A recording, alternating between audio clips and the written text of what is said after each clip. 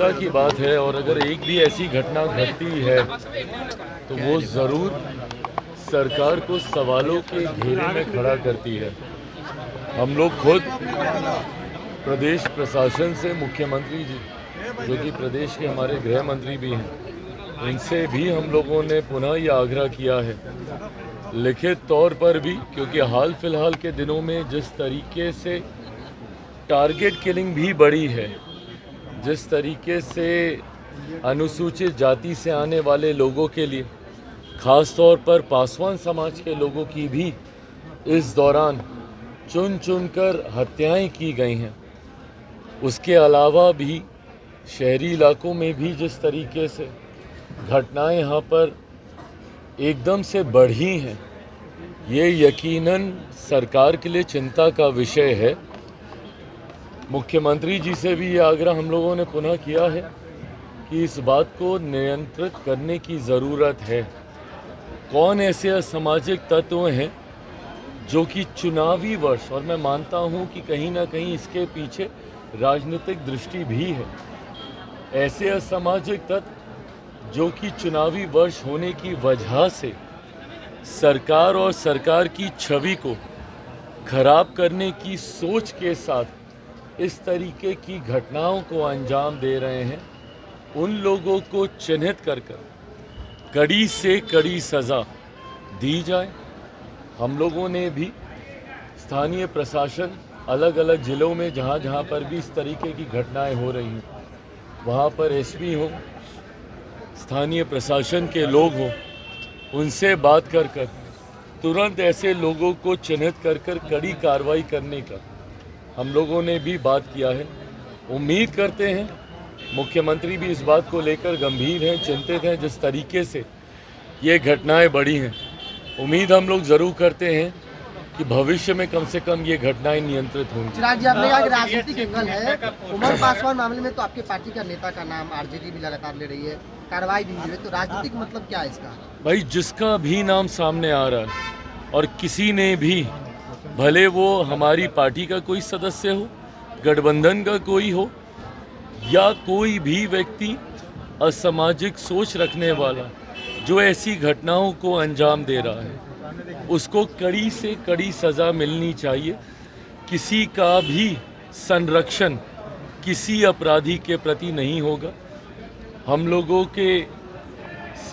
के पार्टी का प्रतिनिधि मंडल भी गया था जिस घटना का आप जिक्र कर कोमल पासवान का, वहाँ पर हमारी पार्टी के सांसद जमुई से अरुण भारती जी, जो कि प्रदेश के प्रभारी भी हैं, वो भी गए थे। मुख्यमंत्री जी के संज्ञान में इस पूरे विषय को भी दिया गया है। मेरी खुद मुख्यमंत्री जी से बात हुई है। ऐसी घटनाओं में और इस तरीके की जितनी घटना है, जो भी दोषी है बख्शा कतई किसी को नहीं जाएगा।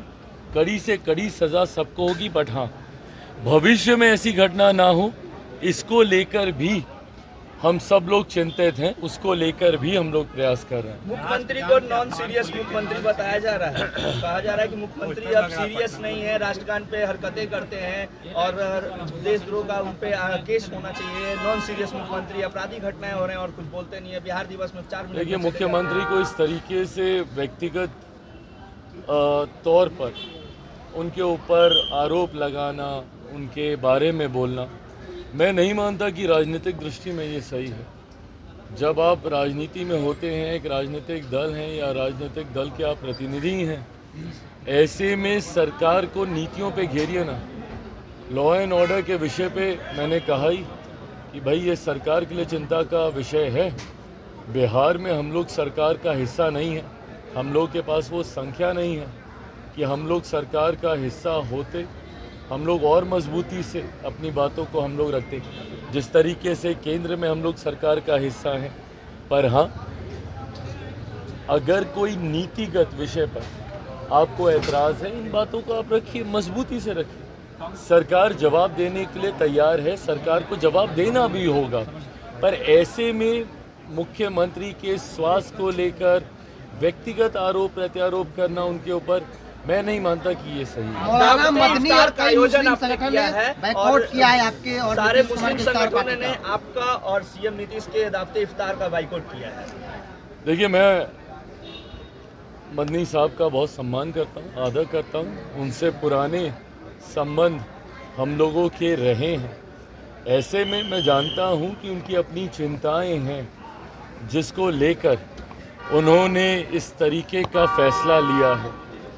बहरहाल मैं बस उनसे इतना कहूँगा कि जिनको उन्होंने मुसलमान समाज का संभवतः ठेकेदार बनना सही समझा है, क्या वो लोग उनके हितों का संरक्षण कर पा रहे हैं? आप भले हमारे इफ्तार में मुस्लिम संगठनों को आप कहें कि भाई ना जाएं, मुख्यमंत्री जी के इफ्तार में आप कहें कि वो ना जाएं, चंद्रबाबू नायडू जी के इफ्तार में उनको कहें कि वो ना जाएं, पर जो लोग राजद के इफ्तार में जा रहे हैं, बताएं कि इन लोगों ने क्या किया है मुसलमानों के लिए।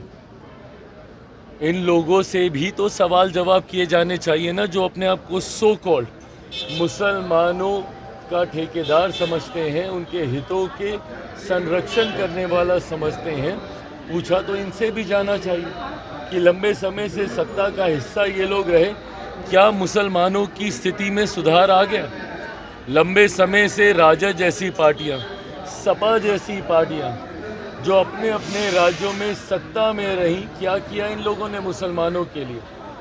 अगर मैं अपनी बात करूं, मेरे नेता, मेरे पिता आदरणीय रामविलास पासवान जी ने तो अपनी पार्टी तक को समाप्त कर दिया था, मुसलमान को मुख्यमंत्री बनाने की सोच को सामने रखने को लेकर। क्या किया था उस वक्त राजद जैसी पार्टियों ने?